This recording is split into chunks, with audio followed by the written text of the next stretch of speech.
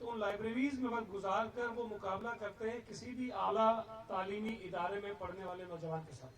اور وہ public service commission کے ایگزام بھی پاس کرتے ہیں، پولیس کے اندر بھی آتے ہیں، سول سروس میں بھی آتے ہیں، پاس ہو جاتے ہیں۔ اس لیے میں سمجھتا ہوں کہ یہ جو لائبریریز کا ایک رجحان تھا، جو ایک بڑا ماضی میں بہت رہا ہے، اس کو میں آگے بڑھانا چاہیے۔ اور یہ جو ایک لائبریری کا افتتاح کر رہا ہوں، میری دعا ہوگی کہ اللہ تعالیٰ علامہ ضمیر اختر فاؤنڈیشن کو بھی، اور ان کے علاوہ اور جو لوگ اس قسم کے فلاحی کام کرتے ہیں، انہیں یہ توفیق دے، ہمت دے، طاقت دے کہ وہ اس قسم کے کام کریں جو صرف کسی ایک متعین وقت کے لیے، عرصے کے لیے نہیں ہے۔ یہ لائبریریز اگر بن جاتی ہیں اور چلتی رہتی ہیں تو یہ تو دہائیاں چلیں گی، صدیاں چلیں گی، اور پتہ نہیں کتنی نسلیں ہوں گی جو اس سے مستفید ہوں گی اور اس کے بعد اس کا فائدہ اٹھائیں گے، اور اس میں پتہ نہیں وہ ملٹیپلائی ہوتا رہتا ہے، اس کا جو فائدہ ہوتا ہے۔ تو ان کو اللہ تعالیٰ اور ہمت اور توفیق دے، کامیابی دے۔ میں صرف تھوڑی سی نقی صاحب میں گزارش کرتا ہوں، انہوں نے تو بہت لمبی چوڑی باتیں کر دی۔ میں اکثر جو ہے نا، یہ میں آپ کو بتا رہا ہوں کہ کبھی بھی میں سوشل میڈیا پہ اپنے متعلق کمنٹس پڑھتا ہی نہیں۔ مجھے یہ اندازہ ہے، ظاہر ہے ہم جس کام میں، جس دھندے میں ہیں، وہاں مخالفتیں بھی ہوتی ہیں، ہونی بھی چاہیے۔ اور جو آل فول میں بولا جاتا ہے، اگر میں پڑھوں گا تو کیا ہوگا؟ بھائی میرا دماغ ہی خراب ہوگا نا۔ بہتر یہ ہے کہ پڑھو ہی نہ اس کو۔ جو کام ہم کر رہے ہیں، جب تک میرا ضمیر مطمئن ہے، نقی صاحب آپ کا ضمیر مطمئن ہے کہ آپ ٹھیک کر رہے ہیں، کوئی کیا کہتا ہے اس کی پرواہ کرنے کی ضرورت ہی نہیں ہے۔ اور میں تو مذاق میں سب کو کہتا ہوں کہ اگر ہم یہ پڑھنا شروع کر دیں تو اگلے دن خودکشی کر لیں گے۔ اتنا پریشانی ہوتی ہے بندے کو، پتہ نہیں کیا کہ باتیں کہہ رہے ہوتے ہیں۔ تو لہٰذا آپ کو مشورہ میرا یہ ہے کہ اگر آپ سوشل میڈیا پہ یا کسی اور ذریعے سے اپنا کوئی پیغام، اپنی کوئی بات، اپنا کوئی کام آگے بڑھاتے ہیں تو بس وہ آگے بڑھائیں اور رک جائیں، نیچے کون کیا لگتا ہے اس کو چھوڑ دیجیے۔ یہ بہرحال اتنی ٹینشن لینے کی ضرورت نہیں ہے۔ آپ نے پاکستان پیپلز پارٹی میں شمولیت کا فیصلہ کیا، ہماری بہن تحسین عابدی نے کیا، اور بہت سارے دوستوں نے کیا، تو یہ تو نہیں ہوتا کہ 100 لوگ آپ سے ملیں گے، 100 لوگ آپ کو تعریف کریں گے، انکریج کریں گے، تو بھائی 25 کہیں گے بہت اچھا کیا، 25 کہیں گے آپ کی مرضی، 50 کہیں گے بڑا گناہ کا کام کیا آپ نے، آپ کو دوزخ میں چلے جاؤ گے۔ تو یہ ساری باتیں ہوتی ہیں۔ تو آپ جس نیت سے آئے ہو پارٹی میں، پاکستان پیپلز پارٹی کے متعلق جو آپ نے کہا، بالکل درست کہا کہ ہماری پارٹی میں اللہ کا شکر ہے، یہ میں سمجھتا ہوں کہ ہمارے جیسے ملک میں جہاں مختلف زبانیں بولنے والے لوگ ہوں، جہاں مختلف اقوام ہوں، جہاں مختلف مسالک ہوں، جہاں مختلف مذاہب ہوں، وہاں تمام لوگوں کو ایک پلیٹ فارم پہ لانے کے لیے پیپلز پارٹی جیسی جماعت کی ضرورت ہوتی ہے کہ جہاں لوگ اکٹھے ہوں اور وہ اپنے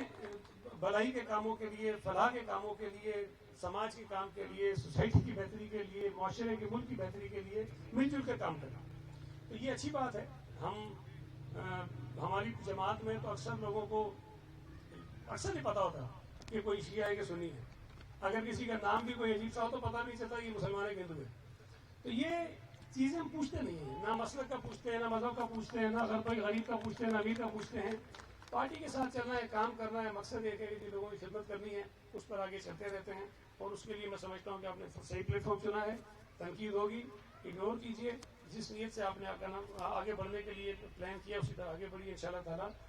آپ اپنے لیے بھی بہتر کریں گے، اپنے لوگوں کے لیے بھی بہتر کریں گے، اپنے شہر کے لیے بھی بہتر کریں گے۔ یہاں وقار بھائی نے بھی ذکر کیا، یہاں ایک مجھے ابھی ڈپٹی کمشنر جو ایڈمنسٹریٹر ہے یہاں کے، چبر بھائی، سوری ماسک لگایا پہچان نہیں،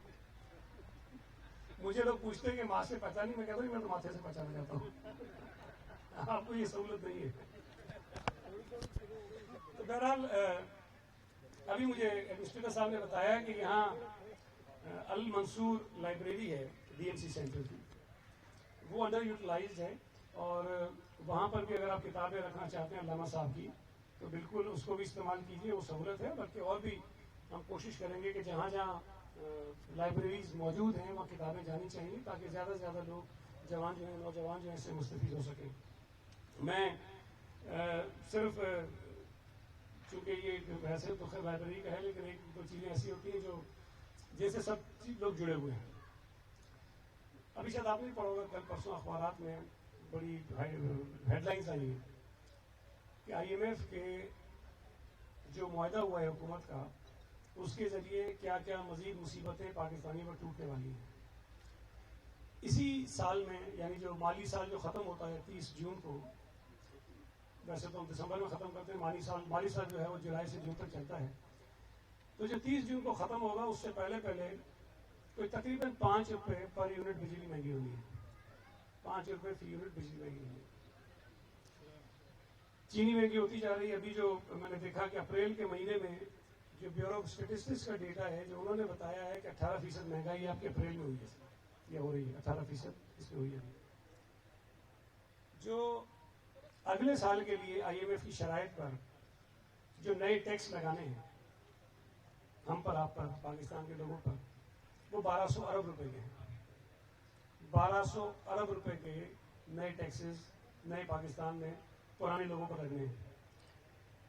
پھر جو پیٹرول ہے، ڈیزل ہے، اس کے اوپر جو پیٹرولیم لیوی ہوتی ہے، وہ آپ کو یاد ہوگا کہ اسمبلی میں کھڑے ہو کے ایک وزیر نے کہا تھا، اسد عمر صاحب نے، کہ جناب اتنی اس کے اوپر لیوی لگائی، نکال دیں تو پیٹرول تو 45 روپے کا ہو جاتا ہے۔ تو جتنی حکومتیں گزری ہیں، جتنی ماضی میں، کسی حکومت نے پیٹرولیم لیوی اتنی نہیں بڑھائی جتنی کہ اس حکومت نے بڑھائی۔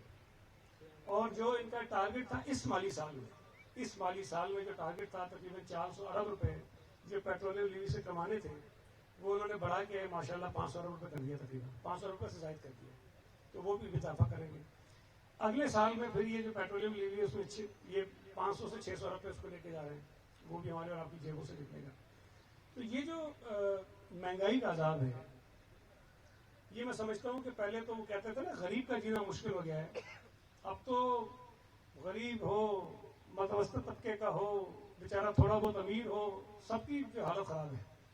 اور میں ایک بات ہر جگہ کہتا ہوں کہ پیپلز پارٹی کی حکومت آتی ہے، لوگ کہتے تھے یہ غریبوں کے لیے اچھی ہے، یہ مزدوروں کے لیے اچھی ہے، یہ سرمایہ داروں کے لیے اچھی نہیں ہے، یہ ان کے لیے اچھی نہیں، ان کے لیے اچھی نہیں۔ نون لیگ کی حکومت آتی تھی تو لوگ کہتے ہیں کہ یہ سرمایہ داروں کے لیے اچھی ہے، یہ غریبوں کے لیے اچھی نہیں ہے، مزدوروں کے لیے اچھی نہیں ہے، لیکن یہ منحوس حکومت تو کسی کے لیے اچھی نہیں ہے۔ مطلب غریب ہو، امیر ہو، مڈل کلاس کا ہو، سرمایہ دار ہو، زمیندار ہو، جاگیردار ہو، ان کی نوست نے سب کو اپنے سائے تلے لیا ہوا ہے۔ تو انہوں نے جو بربادی پھیلائی ہے،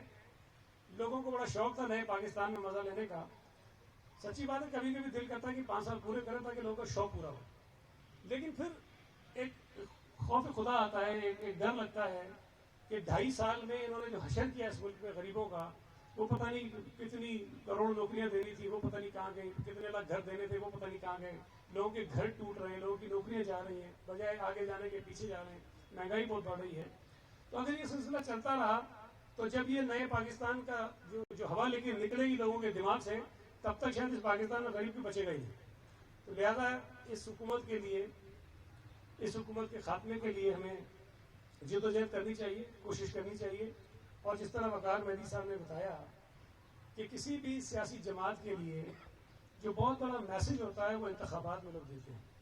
ابھی کچھ ضمنی الیکشنز ہوئے تھے نا کچھ مہینے پہلے، تو پورے پاکستان کے ہر صوبے میں ہوئے،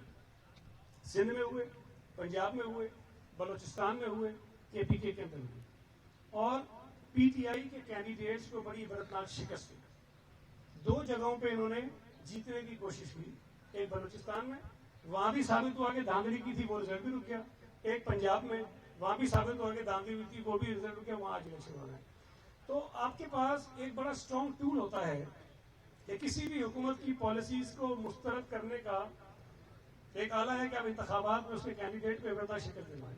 اس حلقے میں نہیں ہے لیکن بلدیہ ٹاؤن میں الیکشن ہو رہا ہے، تو اس طرح وقار مہدی بھائی نے کہا کہ آپ وہاں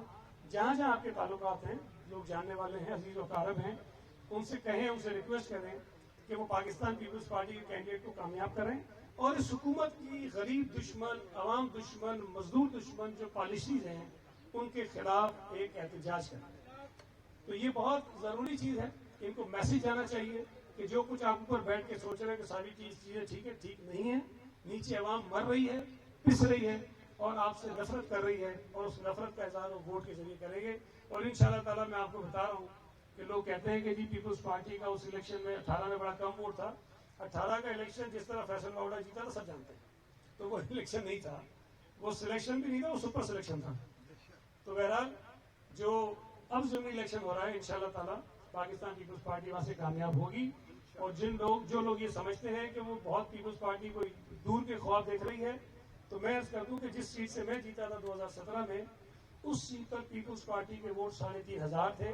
2013 کے الیکشن میں. جب میں کھڑا ہوا تو لوگوں نے کہا یہ پاگل ہو گیا، پتہ نہیں کہاں سے جیتے گا. اللہ کا شکر ہے لوگوں نے محنت کی اور وہ 3,500 ووٹ ہمارے بڑھ کے 27,000 ہوں گے اور ہم جیت گئے. تو یہی جو سارا ری پلے ہے وہ ہو سکتا ہے 249 اور انشاءاللہ تعالیٰ ہوگا. وہاں جو ہمارے دوست کام کر رہے ہیں وہ بہت پر امید ہیں اور مجھے اللہ سے امید ہے، اپنے دوستوں کی محنت پر یقین ہے، انشاءاللہ تعالیٰ 249 کا جو الیکشن ہے وہ پاکستان پیپلز پارٹی جیت رہی ہے. اور یہ ایک نیا پیغام ہوگا کراچی کے ان لوگوں کے لیے جو سمجھتے ہیں کہ کراچی میں پیپلز پارٹی کو ماننے والے یا پیچھے پوچھنے والے یا چلنے والے کم ہیں، ان کے فالوورز کم ہیں. اللہ نے چاہا تو ہم کامیاب ہوں گے اور بھرپور طریقے سے کامیاب ہوں گے. میں نقی صاحب آپ کا شکریہ ادا کرتا ہوں. عالیہ امام صاحبہ کافی دیر سے بیٹھی میں ان کا شکریہ ادا کرتا ہوں اور امید کرتا ہوں کہ میں نے جو وقت تھوڑا سا دیا ہے وہ آپ پر گرا نہیں گزرا ہوگا. بہت بہت شکریہ.